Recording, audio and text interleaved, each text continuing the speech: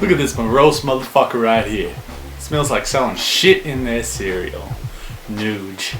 I've watched countless times all of Kevin Smith's movies like Clerks, Mallrats, Dogma, Jay and Silent Bob Strike Back, etc. But for some reason I never really knew much about Chasing Amy. I always noticed that Chasing Amy was at the video stores on the shelves, but for some reason my brain just didn't put together that the fact that it could be the same director as the guy who did Clerks and Mallrats and stuff. For some reason I just didn't think that.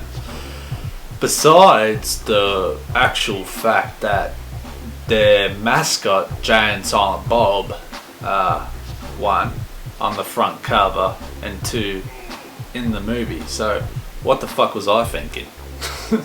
Well, I still thought it was some kind of mediocre rom-com spin-off sort of movie, and I never rented it. Finally, I eventually got around to watching it, and it wasn't a bad movie. I mean, it was good. I mean, it was really good, actually. Some people might think a bit different about rom-coms. Maybe they saw Jersey Boy by Kevin Smith, but this is quite decent. It was nominated for a Golden Globe for Joey Lauren Adams' involvement with this movie, and it was just this far off from getting an Oscar nod as well. It's not the most memorable Fiasco film, or Kevin Smith movie for that matter, but as far as script and acting wise, it knocks it out of the park. It's the best period. It's a solid story. So this movie starts off in New York at a comic convention where we meet Holden and Banky, played by Ben Affleck and Jason Lee, two creators of a comic called Blunt Man and Chronic. First thing is Banky is chastised by a fan for the fact that he only chases around the comics and doesn't actually do any of the original artwork, which leads to a fight. They attend a panel where another comic book creator, Hooper, of his upcoming comic White Hating Coon, puts on the show as a militant black man and preaches to the audience about how the black man is treated in Star Wars. Afterwards, it's all an act and he's actually put on the show to hide away his homosexuality, to where we meet Alyssa, played by Joey Lauren Adams, who also is a struggling comic book creator. They all go out for drinks after. Banky and Hooper get in an argument and leave, to where Alyssa and Holden converse over a game of darts, to where after she leaves, Holden says to Hooper when he gets back with Banky and says she's a pretty fly fucking chick. Hooper invites Holden to a bar where Alyssa is at eventually and he goes, with Banky going along uninvited. A band goes up on stage and calls up Alyssa, to where she goes up on stage and sings a song. After the song finishes, Alyssa lunges at a chick nearby Holden and Banky and makes out with her. Banky makes out that this is actually a gay bar and rubs it into Holden's face. The four of them end up at a booth and Alyssa and Banky have an involved conversation about sex with women. Holden is visibly upset about Alyssa being a lesbian, of course. Alyssa sees that this is bothering Holden to the fucking fuckhouse, but anyway, they leave it, they start hanging out a bit more and then they become the best of friends. The new friendship does not sit well with Banky, who's deeply homophobic. He dislikes and distrusts Alyssa and is bothered by the relationship that develops between her and Holden. Holden and Banky's business relationship suffers along with it as they were on the verge of signing a TV show with MTV, but this gets in the way of fans personally and professionally with the two. Eventually one night after dinner, and Alyssa buying a picture of doves to give to Holden after they ate at the diner they were just at, Holden finally loses his cool and opens his heart to Alyssa. He pulls the car over and lets it rip. I love you. I watched this for the first time when I was 14 and I was still unsure how to talk to girls, and if I liked someone I didn't know how to express myself. But in the end, as gay as it is, this speech gave me the confidence that I needed. I was a soft cock of a fucking teenager sometimes, I tell you. Alyssa is furious and gets out of the car and walks off in the pouring rain. Holden catches up and Alyssa releases her frustration on Holden about these feelings and her being gay.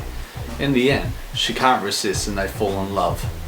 After dating for a while, Banky finds her old yearbook and shows it to Holden. In it says her nickname was Fingercuffs, but Banky goes on with a story about a guy he bumped into from school who helped curate that nickname after she had sex with him and another guy at once at both ends. Cause that day she had us locked in tight from both sides like a pair of goddamn Chinese finger cuffs. This eats Holden up inside, and then at a hockey match, he sends out these hints to her about what happened, which she picks up on because she's not stupid and flips a nut at him and confesses. This leads to an argument out in the parking lot of the hockey centre, and then the inevitable breakup. Holden's sitting at a diner, being a sour-faced cunt, dealing with his problems, and then enters the show stealers, Jay and Silent Bob, played by Jason Mewes and Kevin Smith. They all took over the royalties and such of the Bluntman and Chronic comics, which they're the influence to, which then leads to why Holden is so mopey. Silent Bob breaks his silence and tells a story about an experience he had with a girl called Amy, and that he regrets not fixing things with her. Holden calls upon Banky and Alyssa to the apartment to discuss all these problems and suggests having a threesome with each other. Holden suggests to Banky because he could be secretly attracted to Holden, which could be the reason for him lashing out about Alyssa. And suggests to Alyssa so things seem less awkward and more comfortable, which she abruptly says no, I love you, slaps Holden, but I'm not your fucking whore, and everyone parts ways. The next year at the same comic convention from the start, Banky has his own new comic out, and Bluntman and Chronic is now history. Banky looks over during the signing and sees Holden, points over to indicate where Alyssa is. Alyssa is doing her own signing, to which a random comic is dropped down called Chasing Amy on her desk, which belongs to Holden, which tells their whole story. Holden leaves while Alyssa stays puzzled, but then leaves it and goes on with her signings. The movie. So for this movie, nothing too flashy fucking dashy to look at, but characters, writing, the emotion put into this makes it one that stands out. Kevin Smith wrote this while in a relationship with Joey Lauren Adams at the time, and the heart really shows in this movie because as a fucking whingy 14-year-old and lost with growing up and not knowing who I should be and how to love, this told me a story about real love and made me want to have something like that someday. But once again, gay! But you know, beer helps stop that soppy shit, mate. If you're a huge fan of Kevin Smith's movies, it is quite different to his usual sense of humour. Although a lot of the bits can be fucking hilarious, but it's definitely worth the watch despite its differences. Also recommend the audio commentary on DVD to this movie. It's got some of the cast on it, it's hilarious and it's very interesting. As a comedy and a romantic comedy in general, I rank this movie along the highest for sure. Indie movies at their very best in all honesty with Chasing Amy. Nuge.